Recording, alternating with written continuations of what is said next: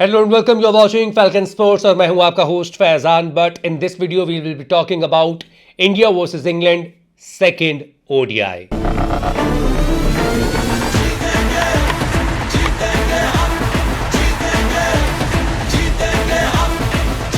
India ने अपना पहला ओडीआई खेला और जीत लिया.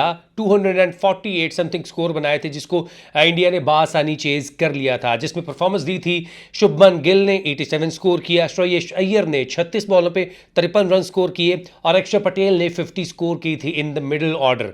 जिसके बाद इंडिया ने ये मैच बहुत ही आसानी से जीत लिया था.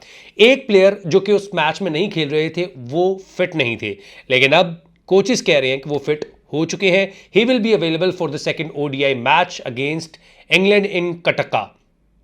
अब ये देखना होगा कि टीम में से बिठाएंगे किसको, निकालेंगे किसको, ड्रॉप किसको करेंगे. शुभमन गिल ने 87 रन स्कोर कर दिए, अक्षर पटेल ने 50 स्कोर कर दिए 50 श्रेयस अय्यर ने भी. और अगर विराट कोहली इंजर्ड ना होते तो श्रेयस अय्यर का चांस भी नहीं बनना था. अब सिचुएशन ये है कि श्रेयस अय्यर को अगर बिठाया जाता है तो किन बेसिस पे बिठाया जाएगा, और अगर उनको ड्रॉप किया जाता है या बेंच किया जाता है तो विराट कोहली अगर आके टीम में परफॉर्म नहीं करते हैं तो उसका जवाब कौन देगा.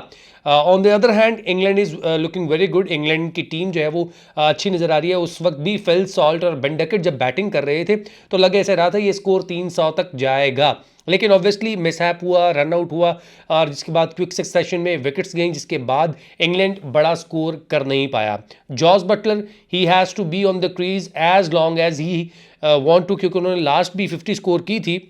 कोशिश करेंगे कि इस बार भी वो अच्छा स्कोर करें और उनकी वो पहली मेडन ओडीआई 50 थी अगेंस्ट इंडिया इन इंडिया. अब ये देखना है कि मैच जीतेगा कौन, किस तरह जीतेगा.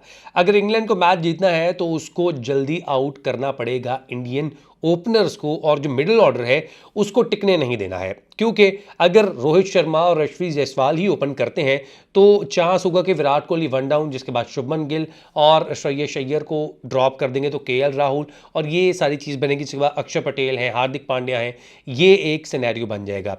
लेकिन मुझे जहाँ तक लगता है कि मेरी जो राय है वो यशस्वी जायसवाल को ड्रॉप करना चाहिए, शुभमन गिल को ओपनिंग करवानी चाहिए. वन डाउन आपके Virat Kohli all the way set है.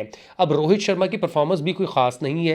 पता नहीं बीजीटी में तो उन्होंने खुद को ड्रॉप कर लिया था एज ए कैप्टन, क्या इस सीरीज़ में ड्रॉप करेंगे? It is too early to say, क्योंकि अभी एक ही मैच हुआ है और उसमें परफॉर्मेंस नहीं आई तो कोई मसला नहीं है, एक और मैच खेलेंगे. लेकिन अगर इस मैच में भी परफॉर्मेंस ना आई तो this will be the biggest tension for Indian media, cricket board, BCCI और इंडियन मैनेजमेंट के लिए, क्योंकि आने वाली है चैंपियंस ट्रॉफी और इंडियन टीम यही रहने वाली है. कैप्टन चेंज नहीं करेंगे वो, तो कैप्टन अगर परफॉर्म नहीं करेगा तो किसके हाथ में कमान देंगे, ये बहुत इंपॉर्टेंट होने वाला है.